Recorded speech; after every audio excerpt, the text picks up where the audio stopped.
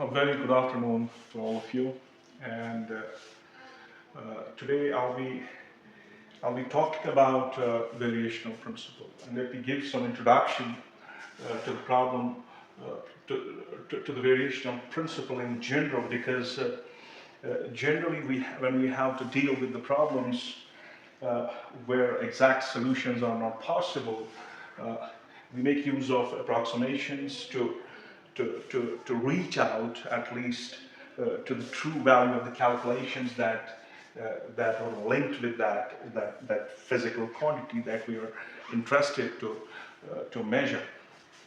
Now, variational principle is not basically the property of quantum mechanics alone. It is the property of the, the classical physics as well. We make use of variational principle in classical physics, and we make use of variational principle in quantum physics. So we can see that this variational principle it's a very powerful tool. It's a very powerful technique that we use for finding the approximations to the unknown functions in general. And we use it in both classical physics and quantum physics, and to find basically these extremal values of quantities. And talking about the classical physics, in classical physics, what we do is we apply it in mechanics, in optics, but in quantum mechanics, what we do is we use it for energy minimization. Now, talking about the variational principle that we use in classical physics, in classical physics what we have is we have Hamilton's principle of least action. And what is this principle stating us is that this delta S is equal to 0. And what is this S? This S is basically an integral of the Lagrangian. The Lagrangian that's linked with our problem.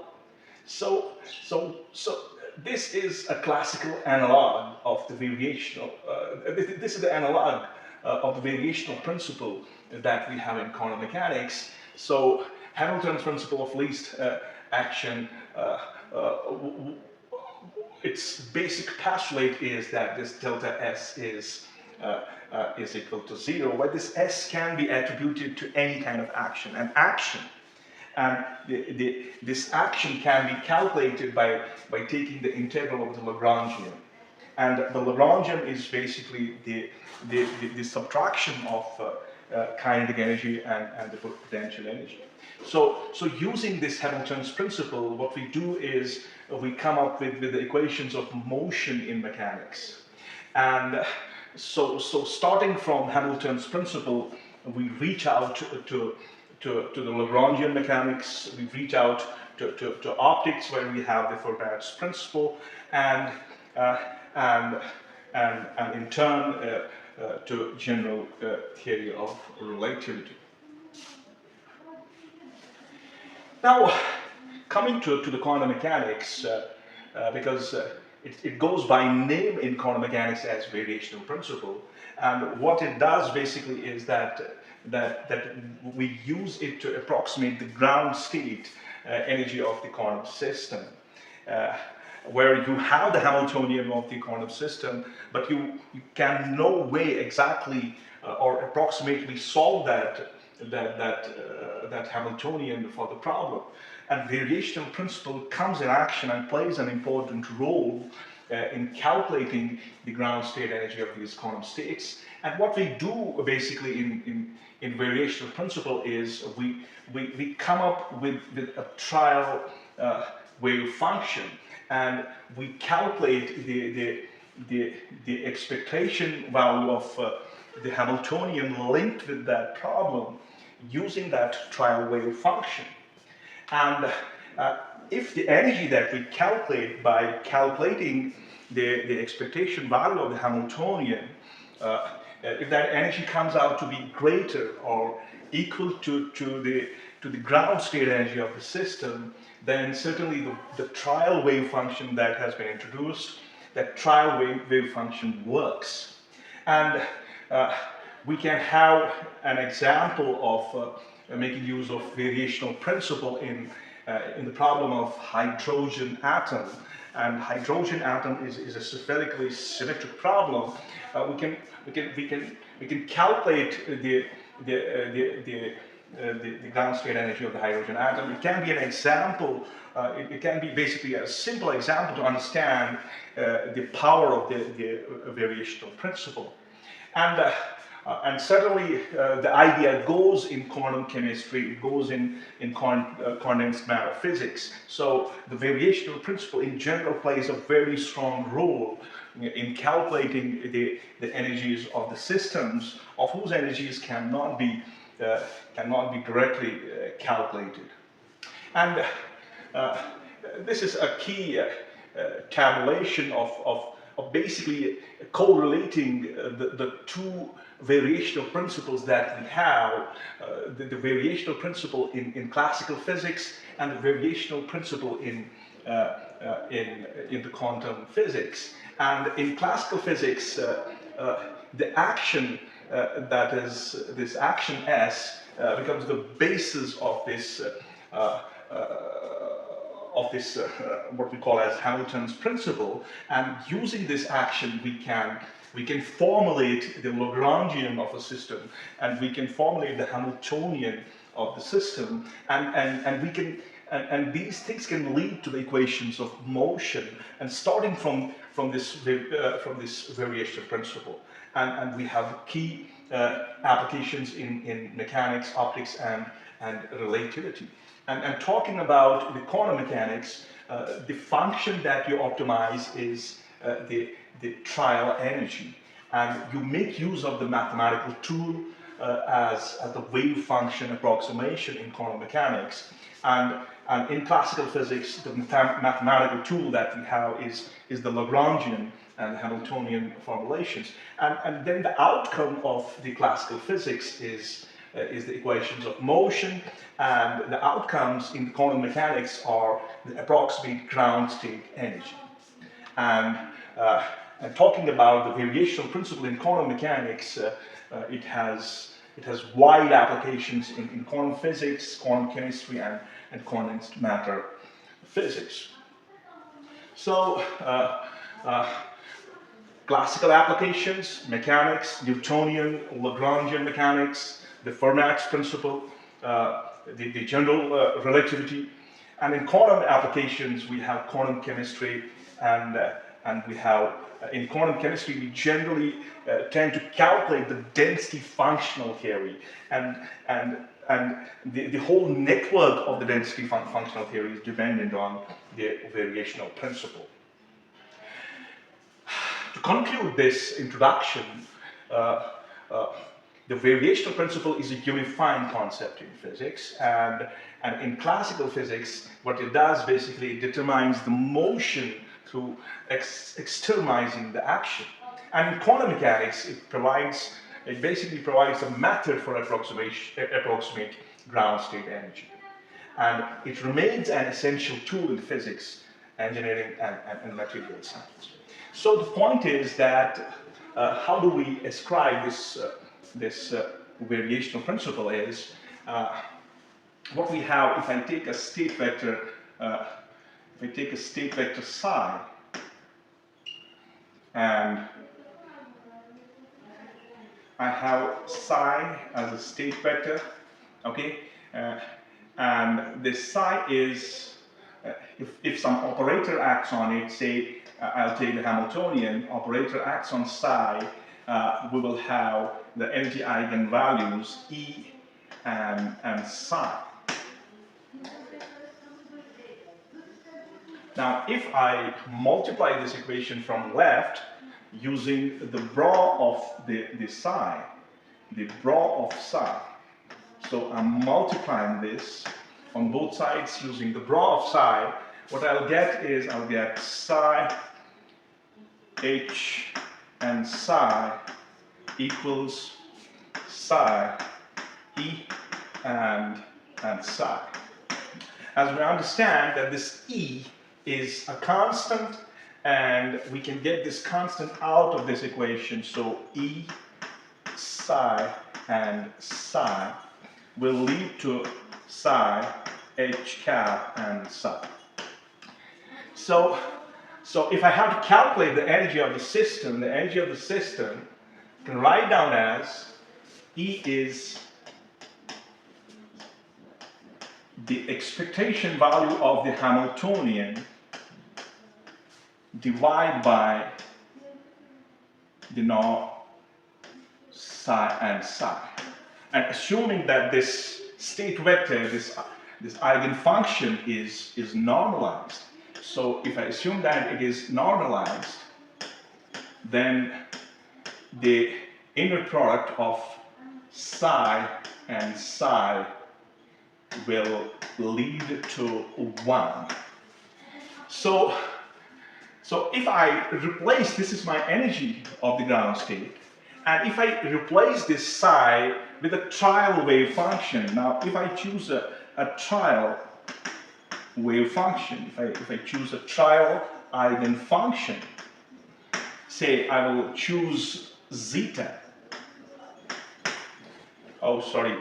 Yeah, let me choose zeta.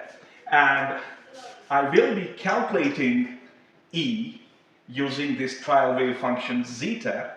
What will be that? So this will be E trial, which is basically E trial. And that E trial will be the expectation of the Hamiltonian.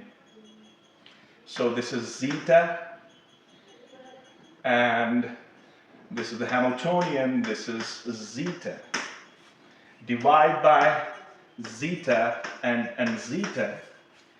And if the wave function is normalized, then this E trial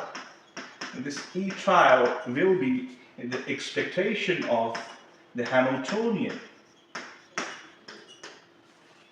And once we calculate this E trial, we immediately make use of the action. Now, what's that action? The action is the delta of this E trial is equal to 0. And using this condition, we can calculate the constants that are involved, and finally we come up with the ground state energy using this trial wave. So what we have, we calculate this Eg equal to E trial, and this trial wave function is acceptable only if the ground state energy that we calculate over here is greater or equal to the actual ground state energy of the system. So this is how the principle, the variational principle works in choosing a trial wave function, then executing this trial wave function on the Hamiltonian that we have, solving using variational principle, optimizing our problem in such a way that E trial, the derivative of E trial is equal to 0, and finally reintroducing the values into the original equation and calculating the ground state energy of the system. Now our job must be, let's take the example of the problem of hydrogen atom. That will be the right choice to actually launch the variational principle to calculate the ground state energy of the hydrogen atom. So let's do that. Let's go with that. So what we have is we have to solve the problem of hydrogen atom using variational principle. That's our target. So what we have is solving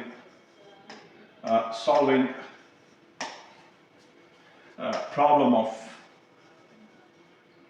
of hydrogen. Of course, it has to be the ground state of hydrogen atom. Let's take the ground state of hydrogen atom.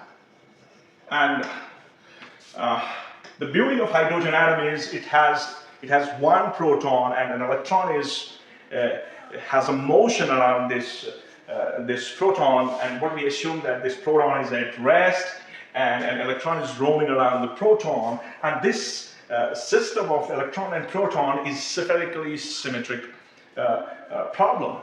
So to solve the problem of hydrogen atom, we have to start with the trial wave function. Now let me assume a trial wave function, say I'll take psi. And this psi is, the ket of the psi is a e to the power of minus alpha r. Okay? Because the problem of hydrogen atom is spherically symmetric, so we will have, on evaluating the volume integral, we will have the value for the angular parts, the angular part that we have theta and phi, what we call as azimuthal angle, they will give us a constant number. So I start my situation here by choosing a trial wave function. The ket of psi equals a is a constant, and this constant can be calculated using the normalization condition. And this alpha is also a constant, and r is the radius of the hydrogen atom. So this is my choice of the trial wave function to solve the problem of hydrogen atom. Now the first thing that we should do is we should calculate the normalization constant. So the very first thing that we would like to do is to use the condition of normalization. So we'll be using the condition of normalization. And what is normalization? Normalization is the inner product of psi and psi is equal to 1. So I have a trial wave function, I have a trial state vector, it's a ket of psi, and I can write its bra because there is no iota in my equation, so there will be no change in the trial wave function if you translate your ket into a bra in this case. So what we want to do now is to normalize, to calculate this normalization constant. So what we have is, we have to find the inner product of a e to the power of minus alpha r, then a e to the power of minus alpha r. That's it. So we can write down the volume integral for this problem as 0 to 2 pi, 0 to pi, 0 to infinity. Then I have a e to the power of minus alpha r. Then I have a e to the power of minus alpha r. Then I'll have r squared sine theta, d theta, d phi, and dr. So we are writing down our problem in terms of spherical polar coordinates, and we can write down this as 0 to 2 pi, then we have d phi, then we have 0 to pi, then we have sine theta, d theta, then we have 0 to infinity. Then this a times a will give us, this has to be equal to 1 because we are using the normalization condition to calculate the value of this normalization constant. So here what I'll have is, I'll have a squared, then e to the power of minus 2 alpha r, okay, and then I'll have r squared dr. And this whole thing must be equal to 1. So this is how it works, and this will give us 2 pi, this will give us 2.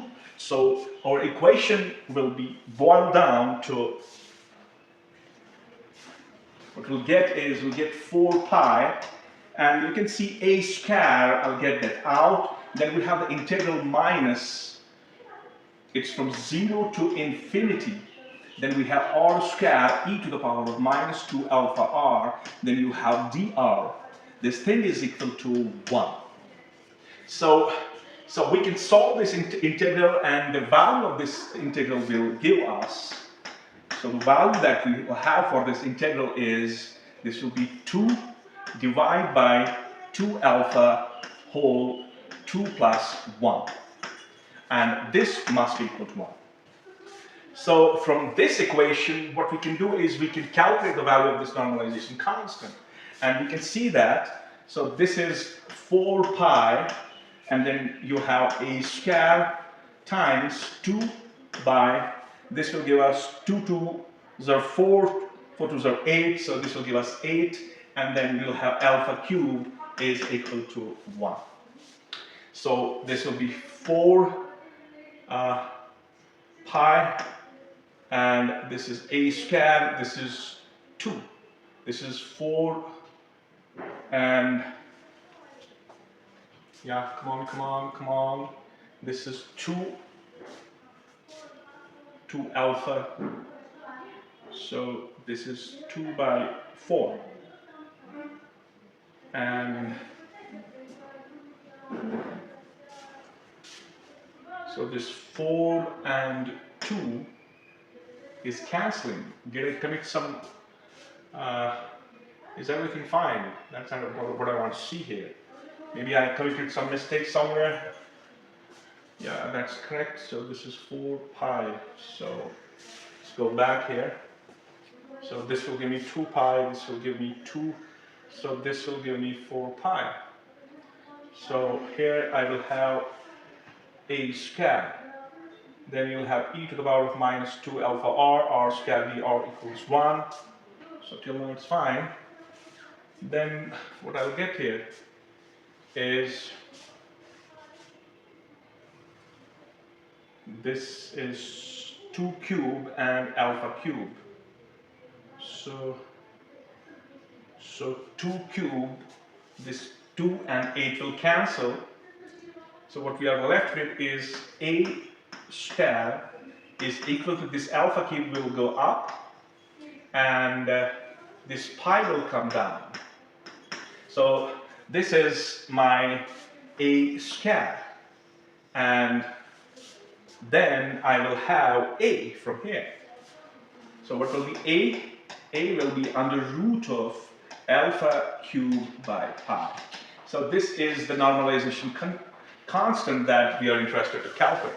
So we have calculated the normalization constant for this problem.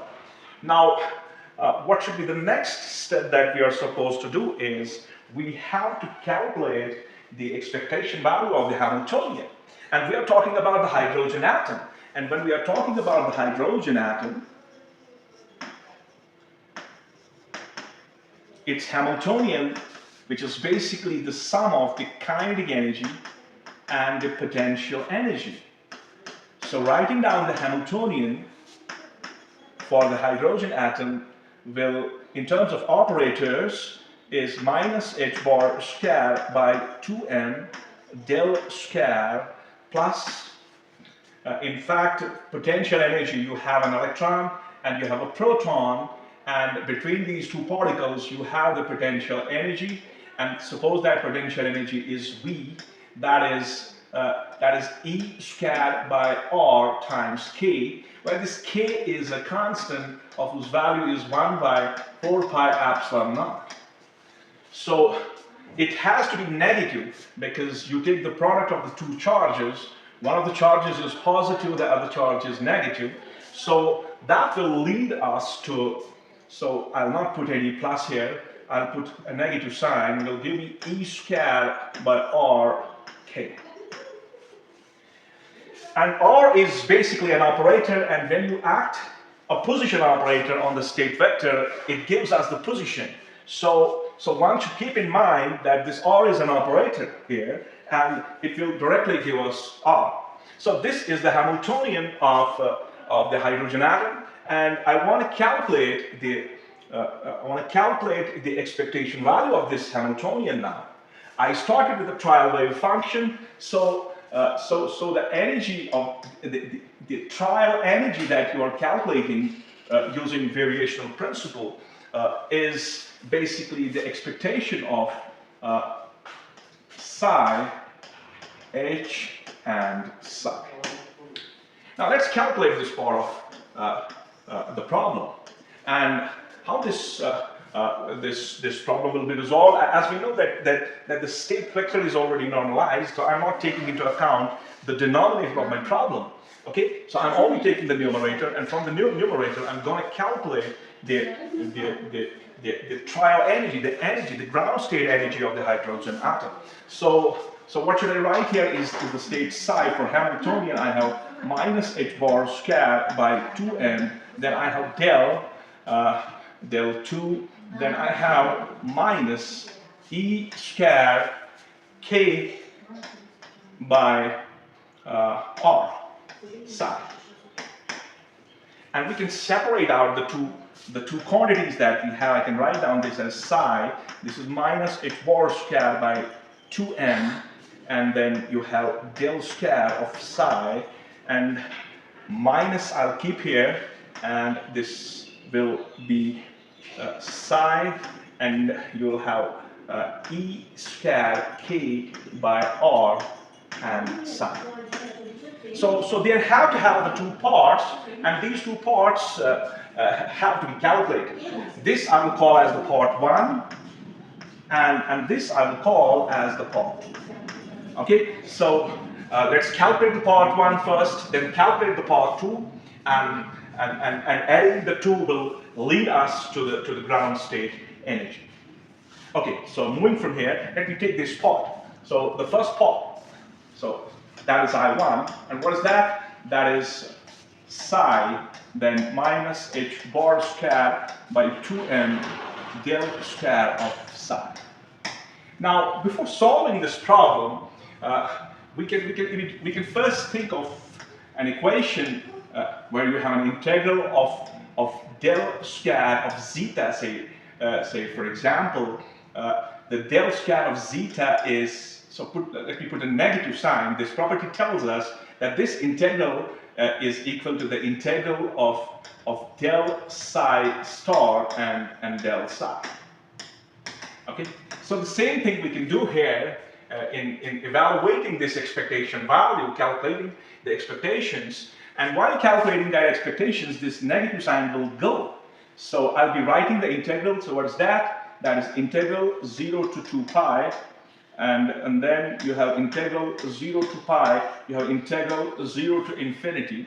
Then we have this h bar square by 2m, I can keep it outside. So the negative sign that we have with it, it will die. So what we will have here is, we will have a e to the power of minus alpha r. And then you'll be taking the derivative, the first derivative, the del of psi star, because we know there is no iodine word in this equation. So here you will have minus alpha for this derivative, and you will have another minus alpha for this derivative. So minus alpha will give us alpha square. So I can write down that alpha square over here. So this is alpha square a e to the power of minus alpha r. Then you have again a e to the power of minus alpha r. Then you have what we call as, then we have r square sine theta, then we have d theta, then we have d phi, and then we have d r. Now this is it.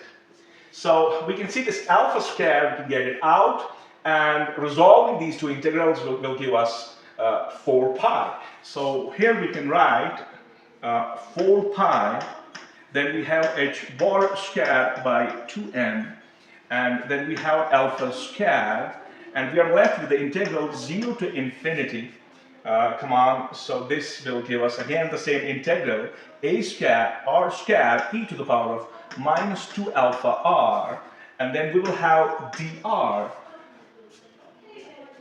This will be the exact situation over here, because d theta d phi is resolved, and this r square e to the power of minus 2 alpha will stay, and we know the value of this integral.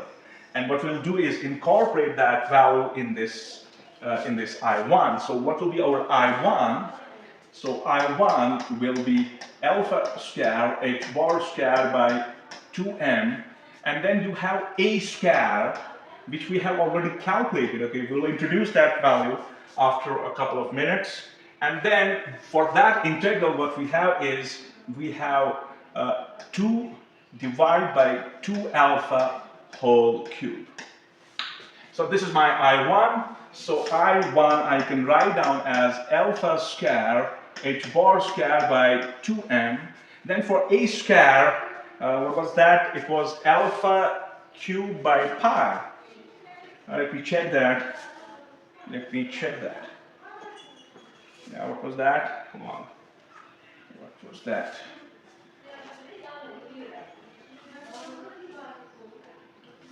No. Alpha cube by pi. Okay. So we'll be using that alpha cube by pi. So here, let's move from here and here. So this is times alpha cube by pi, and here I have 2 divided by 8 alpha cube. Now we can see this alpha cube and alpha cube will go. I think this 2 and 2 will also go. And alpha square we are left with, and what we'll get here is we'll get h bar square alpha square by 2n. Come on, this is over I1. This is over I1. Now I would like to calculate I2. Then I will merge the two values where I have bifurcated that expectation value of the ground state energy. So now the next part of the problem that we have to solve, so I'll keep that thing in mind, that this alpha, this a square is alpha cubed by pi. Okay, so the next part is I2. So I2 is the expectation of the potential energy part, that is Ke squared by R, and you have psi. Now let's write down the volume integral for this part, that is 0 to 2 pi, then you have 0 to pi, then you have 0 to infinity, and then you have, come on, you have a e to the power of minus alpha r, and you have Ke squared by r. This has to be r here. And then again you will have a e to the power of minus alpha r. Then you will have r squared sine theta d theta d phi and dr. So this should be the case. And the first two integrals will lead us to 4 pi. Ke squared by r, I think this r and this square will cancel. So we can boil down this volume integral. We can boil down this volume integral to I2 equals, we can boil down it to K out, E squared out, and then the value of the two integrals is 4 pi, then you have 0 to infinity, then you have r, e to the power of minus 2 alpha r, then you have dr, and you certainly have a square here. So this is my I2, and we can write down the value of that integral as, so this is a square. Instead of a square, I will write alpha cubed by pi, and then I have k, and then I have e square, then I have 4 pi, and the value of this integral will be 1 by 2 alpha whole square.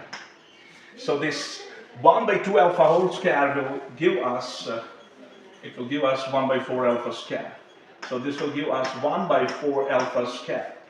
Now we can have the cancellations here. This cube and this square will cancel. Okay, and this pi and pi will cancel. So I2 will be equal to Ke square by 4.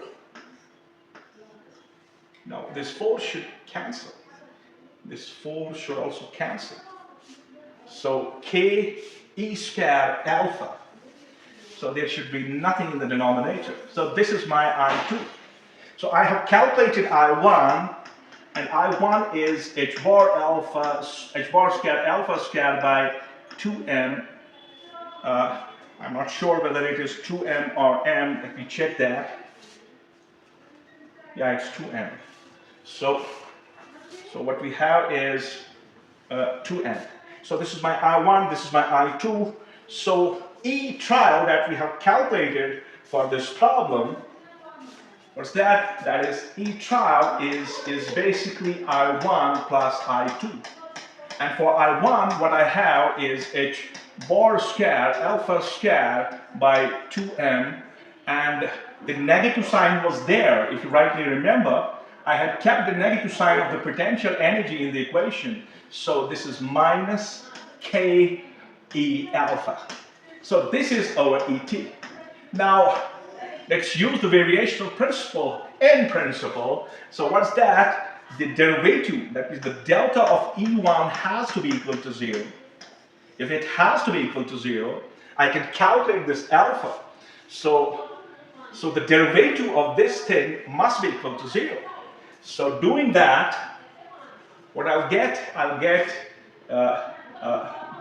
this is the derivative d by d of alpha times h bar square alpha square by 2m. Then you have minus here, this is k e square, and you have alpha here.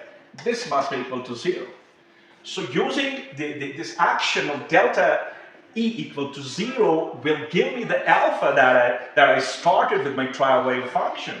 So the derivative here, you will have h bar square, so this will give us 2 alpha, so this is 2m minus, this will simply give us ke square equals 0. Now this 2 and 2 will cancel, and I can calculate this alpha. So I can write down h bar square alpha by m is equal to ke square. So for alpha, so alpha will be ke square m divided by h bar square. So this is my alpha. Now I can use the value of this alpha in my equation for E. And what's that E is this. So I can use the value of alpha in this equation, and I can calculate the ground state energy of the hydrogen atom. If I have done everything correctly, if I have not committed any mistake, we should come up with a result matching with the ground state energy of the hydrogen atom. So here we have that much. So what's the equation? The equation will go like this. What's that? We have the ground state energy, and what's that? That is h bar square alpha square by 2m minus ke square alpha. So this is h bar square by 2m. So alpha is calculated, so we have to write down its square. So for the square, I will have k square e to the power of 4m. So here we will have k square e to the power of 4m. And what's in the denominator is h bar square. So its square will give us h bar 4. Then we have minus k e square.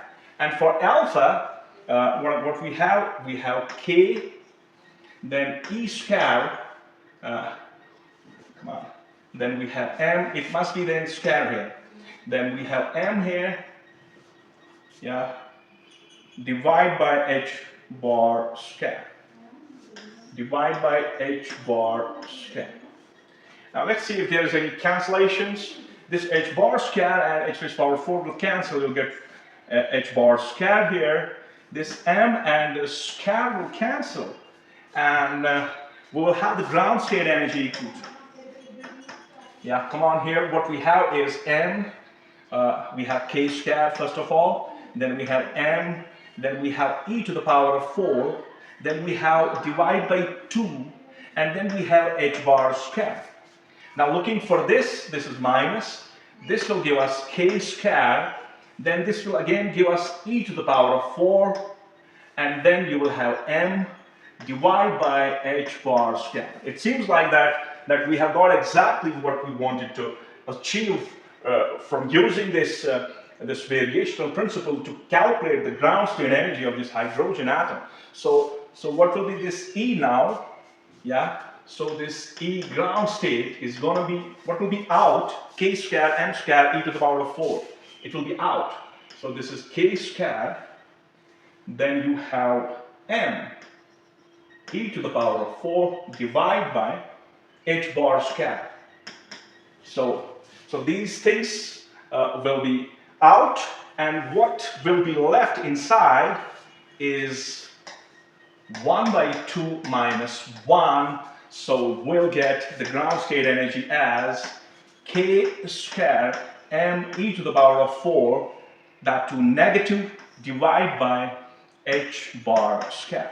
So negative sign is indicating the bound, because the electron and proton, they are bound to each other. So that's why we have got the negative sign. So we can use the value of k now in our problem. And k is clear. What's k? K is 1 by 4 pi epsilon naught. So we can use that. So the ground state energy that we're going to calculate from here is, so we have to take the square of that. This is 1 by 16 pi square. Then you have epsilon naught square. Then you have, I'll write m e to the power of 4 will come here. And then you have 2 here, okay? So this is times 2, and then you have h bar squared. So the ground state energy of the hydrogen atom can be finally written as minus m e to the power of 4 divided by 32 pi squared epsilon naught squared h bar squared.